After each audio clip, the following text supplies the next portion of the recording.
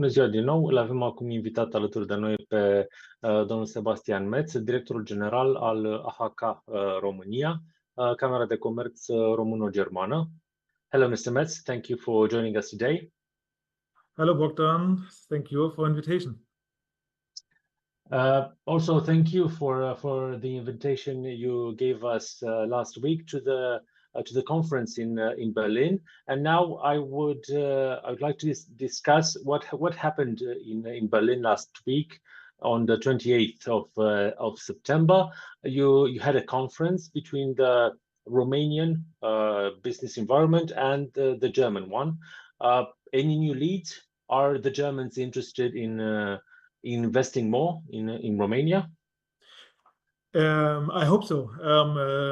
So let me talk a little bit about the strategy of this forum. So first of all, because there are many strategic components of this conference. First of all, the first one was and is to position Romania as an attractive investment location in Germany among the German business community. And that was very successful. We had more than 250 participants, and we had a very good presence also of the Romanian government, especially the Minister of Economics and the Minister of Energy present. But we had also a very nice presence of Romanian parliamentarians and senators, which were there, and even presidents from Romanian agencies. And of course, we had also a business delegation of Romanian companies interested to explore on the German market present on this conference. So the first, objective was to position Romania as an attractive investment and business location. Then, on what topics actually we wanted to attract Romania or German investors to Romania. So first of all, we want to position Romania as a very attractive place for the manufacturing industry, combined with R&D activities, with research and development activities. Romania has a nationwide and good quality university framework, and this is definitely one of the key aspects in order to increase activities in the field of R&D. Second point was leveraging on the developments in Romania in the energy field. So we want to position Romania as a secure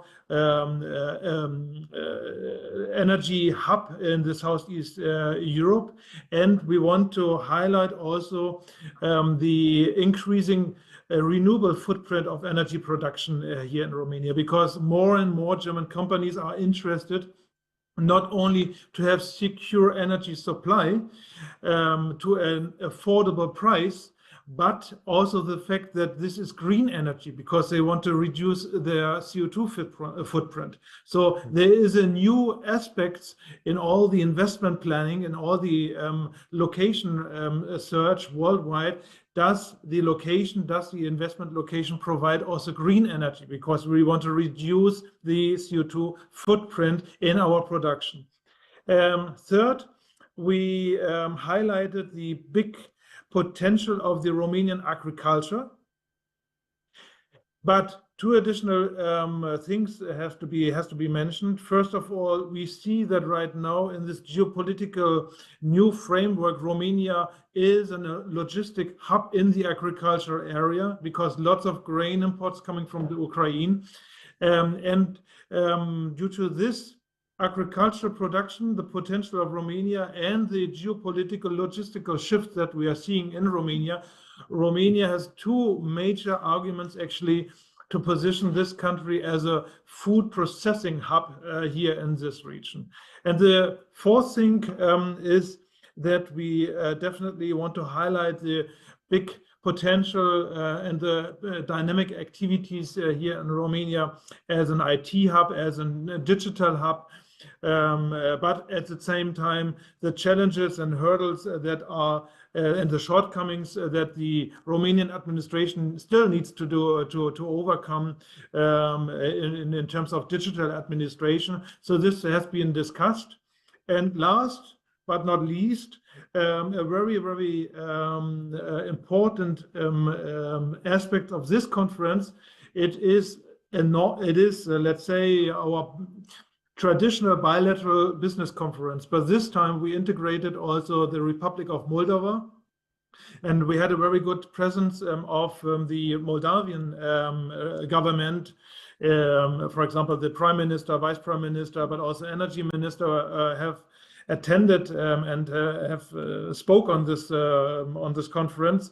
And due to this, we took care also of this increasing importance of Romania for this region. We highlighted the support of Romania towards the Republic of Moldova, and we invited also the Republic of Moldova government actually to say what business potential, what investment potential is currently in the Republic of Moldova. So all these aspects were very much transferred and discussed on this conference. So my perspective, and that's what I get also as a feedback, is it was a very successful bilateral business conference. But what should we do to attract these investments? For example, the new taxes, the new tax measure, is it okay with the German investors? Are the plans okay? Or are we we're taking a risk? Yeah, I mean, what everybody understands is that there is a need of fiscal reforms. Yeah, so we do not have to discuss about it. Yeah, and but what needs to be, I mean, and what we definitely welcome is also the reduction of administrative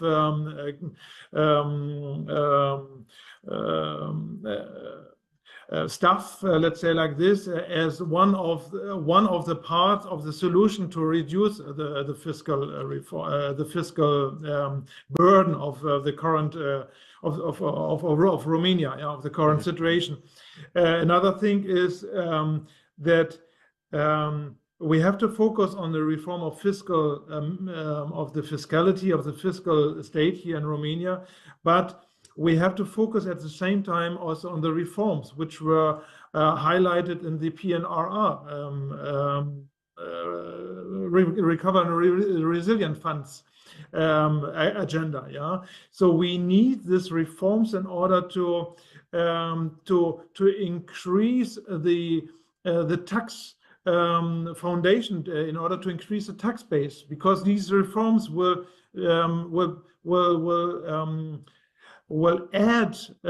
increase the economic activities. So we cannot only, my message is, we cannot only look on what we have to reduce or what we have to gain as new taxes from the corporates or from the here on the Romanian from the Romanian taxpayers, but we need to increase the cake of tax contribution. Yeah, so and this whole discussion was a little bit let's say this point was a little bit not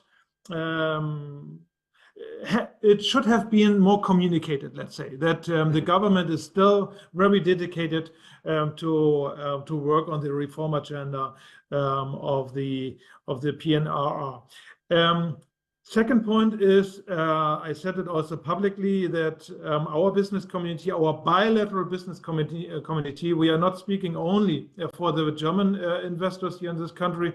Our business community is composed of Romanian and German companies, and we were, let's say, we were not very happy about the turnover taxation. Yeah, it is a principle that when you tax the turnover, it is, in our opinion, out of a reasonable taxation logic to tax turnover. Yeah, although there were many exceptions, like you can reduce investment, etc., etc. But to introduce a new principle, a new tax scheme, this is something that gives insecurity, unpredictability, and yeah, I would say we are not very happy about this. And another thing is we understand that the specific incentives in the IT or construction field or in the agriculture area, it is a political decision to reduce them, but reduce them in a way that predictability is saved. So that still, I mean, we are right now in a situation where nobody can say what we can plan in October. Is it now reduced? Is it not reduced? So we need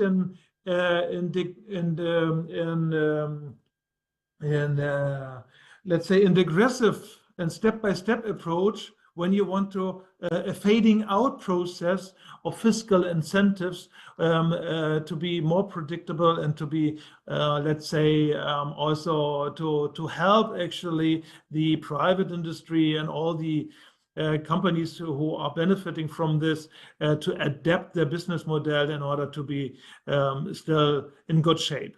So these are two things that I want to highlight in this total discussion, which were not very well perceived in the business environment, in our business environment.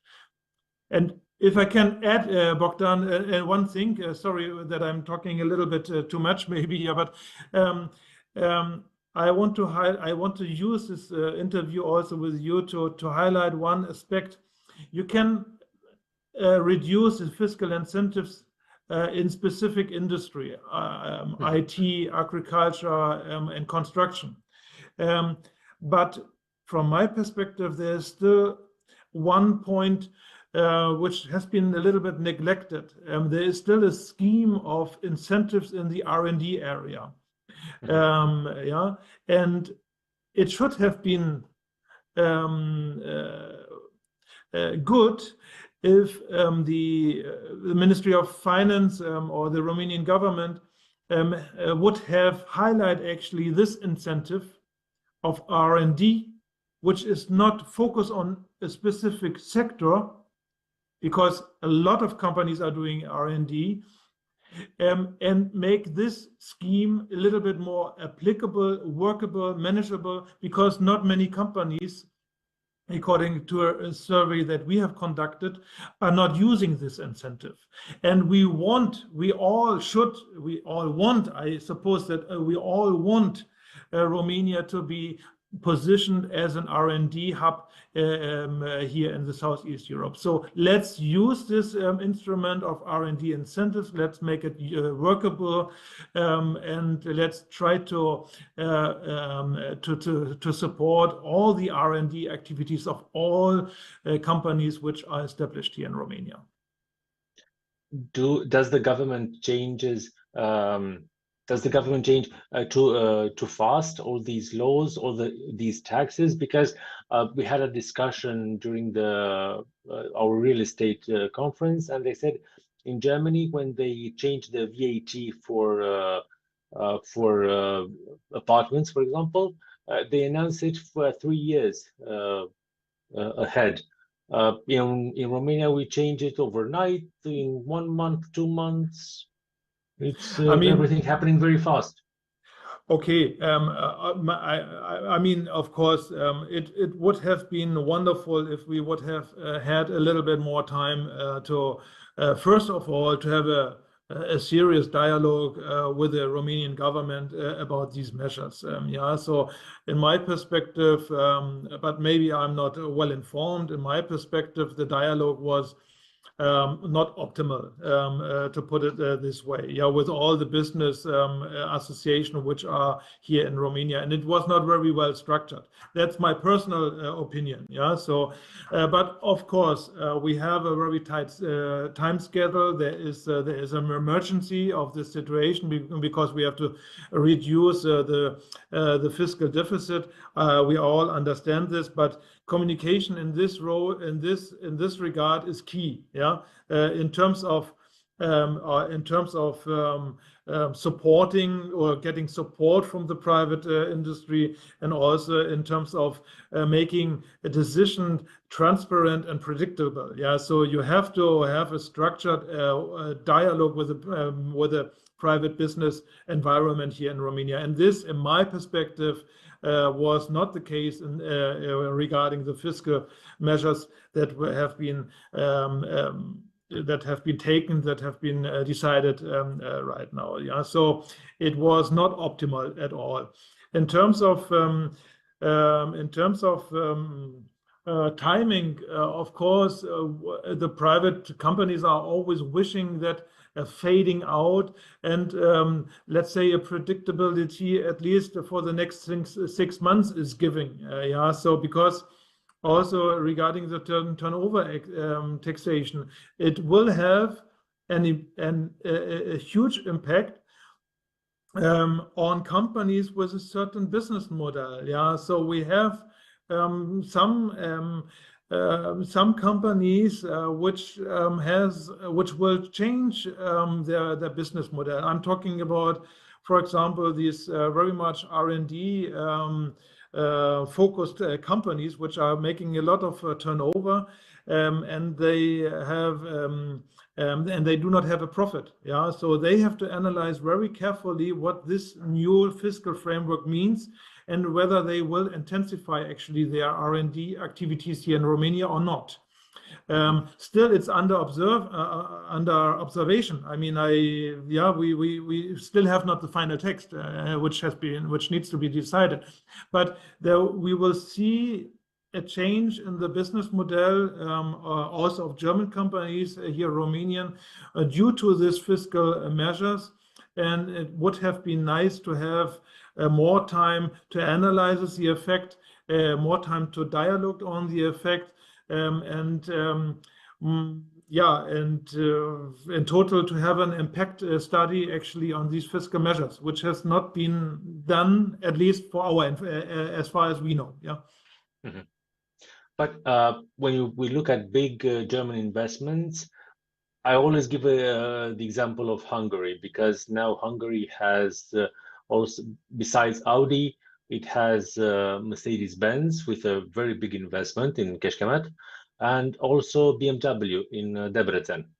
How can we convince other big companies to invest, to have such big greenfield sites also in Romania?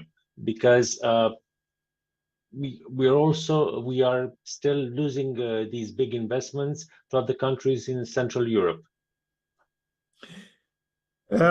Honestly, Bogdan, I mean, we have two big producers here, Ford and Dacia in this country. So we have OEMs, but we have also very, very big supplier companies, automotive supplier companies here in Romania. Let me put this way. The most important thing is that you are an attractive investment location that attracts also very big multinational companies, because in their ecosystem, lots of smaller children, lots of smaller companies, Romanian, German, Italian, whatever companies, they can grow. They can be. It's an ecosystem. They are integrated in this supplier network. So it is not the most important objective to have German OEMs in this country, although we are working on this. But also these companies right now, the German OEMs, they are under huge transformation pressure. When you look at the Chinese competition, when you look at all the, let's say, the transformation processes, be it in the mobility area, be it in a regulatory area. So there's a huge transformation pressure, and in my observation, they will look at the existing location where they have invested right now in order to make this investments a very successful one. So the time In other words, the time for expansion in new OEMs plans. I think right now, this year and maybe also the next year will be quite difficult to see some more expansion in Europe of German OEMs producers. But talking about the future, how do you think AI will change the game? Also, when it comes to industry and to R&D, because there are companies in Germany that have announced that they will cut down on jobs because of AI, because some of these jobs will be replaced by artificial intelligence. Do you think this will be a game changer also for Romania, or still we have cheaper labor force, so we're not in immediate danger? No. I think the argument of cheaper labor force, when you look at AI, is not a very valid one. Yeah, because AI is coming. Actually, AI is attacking also very sophisticated creative jobs. It's not only it's less attacking, or let's say, less competing with manual works. Yeah, so AI is actually competing with high value added jobs, and so the argument of labor cost is not so decisive for this discussion. Yes, I think a lot. Romania will, as all the countries, as all industrial and well-developed countries, also Romania will see a huge impact of AI. Yeah, because there will be a big transformation in all our industry.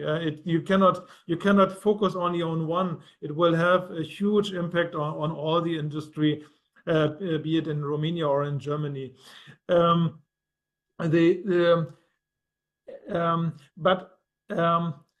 the thing is, yes, it might get in competition with the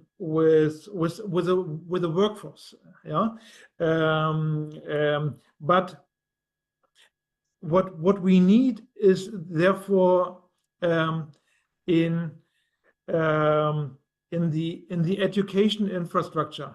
Yeah, you need you need to train the people in that way that they can adapt to this new future. So this is meaning that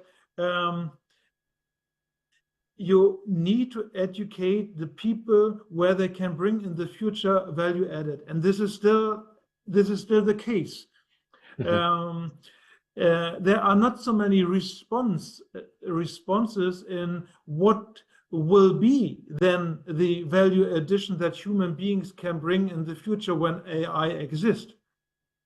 This is a discussion that we will have in the next 5-10 years. What can be the value added of human beings when artificial intelligence are entering into the game of production, of creating a value? To give you a little bit a personal idea on this, human beings are able to see the decision made by AI in a global context. So we need critical thinking. We need also so contextual thinking is very much important. We need also, let's say, to have the human touch in our thinking. In customs behavior is very important. Yeah, so this cannot be replaced by AI, and it cannot be replaced by AI, hopefully until now, to make the right decision. So I think AI will have it will guide us, will give us several options of decision taking, but what is right and what needs to be decided is still in the hand of human beings. So we need to intensify our education, our education system in order to have human beings which are very well trained in these aspects, which AI cannot do. So maybe I hope that I give you a little bit some ideas, but as I said to you, what I observe right now is that everyone is searching for what is the human being, what kind of value creation can human beings versus AI can do. Yeah, so that's a big question. What's the big question when it comes to attracting new investments? Infrastructure or people? Do we need to accelerate the infrastructure, or now we should concentrate more on training future generations, on schools and universities to be ready to handle AI and the new jobs that will appear? Both is important. There is, nothing can. We have to focus on both, on transport infrastructure, health infrastructure, energetic infrastructure, but also education infrastructure. Yeah, so we need to increase the competitiveness of Romania in all these aspects. So you cannot say that something is more important than the other. Why? Because of the fact is, each and every sector needs different input factors. When you look at the service industry, of course, they do not need some IT, they do not need transport infrastructure, but they need a digital infrastructure. So I would not make this or that a decision. I would invest in all the different infrastructure fields equally, and I would not neglect one or the other. Yeah. So, but definitely, and I think, in terms of money, in terms of funds, there is enough available. So I do not think that we are right now in a moment, in a situation where we really have to think we invest whether in this or in this. So the money is available in terms of European funds, but I think we have more to worry about, more to think about. Do we have the capacities to absorb this money? Do we have the capacity to administrate and guide this money into the right channels? So this is, for me, the bottleneck in Romania is right now not in terms of scarcities of money or scarcities of fields to invest. For me, it is more the bottleneck in managing, administrating the European funds and the available funds in the right direction. So it's a more administration bottleneck. Mm-hmm. And what's your message for the authorities now, considering what you last said? To speed up. We need to speed up. The world is turning faster and faster. Other countries and other regions are moving very fast ahead, be it the US or be it in Asia. The economies are very dynamic. And we in Europe, in Germany, and in Romania as well, we need to speed up. We need to really to make more happen. Awesome. Let's hope that they hear the message. Thank you very much for the interview, and let's hope we will see new German investments in Romania. That's what we are working for. Yes. Thank you again very much. Bye-bye. Have a nice day and a nice weekend. Mulțumesc și eu telespectatorilor noștri și vă doresc o zi bună în continuare. La revedere!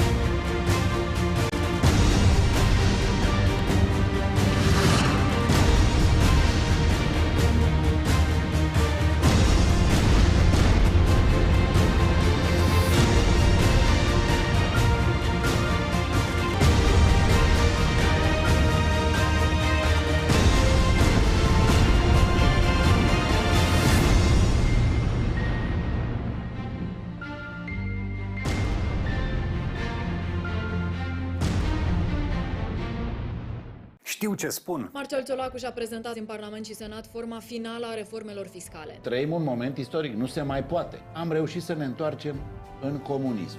Știu ce te interesează. Pierdem 2% din PIB pentru că nu suntem în Schengen. Domnule Marcel Ciolacu, și eu m-am săturat să nu fie doar vorbe, să fie și fapte. Știu cum să te fac curios. CEO-ul Meta a anunțat lansarea primilor ochelari dotați cu inteligență artificială. Port ochelare ea șmecher și vin și mă uit către tine și datele tale cine știe pe unde ajung. Știu cum să te emoționezi. Zelenski numără și eroi român de-al nostru, Radu Osu. A fost prin tranșee, s-a ascuns de rachete și continuă să ajute Ucraina chiar dacă nu pune pe masă miliarde. Știu să conving. Polonia și-a schimbat politica. Se gândesc să le livreze din nou arme ucrainenilor. A fost Zelenski care a anunțat că îi dă în judecată pentru ce îi dai tu în judecată pe oamenii ăștia care te sprijină. Știu să câștig. Ai avut o apărare slabă. Știu, deci știi.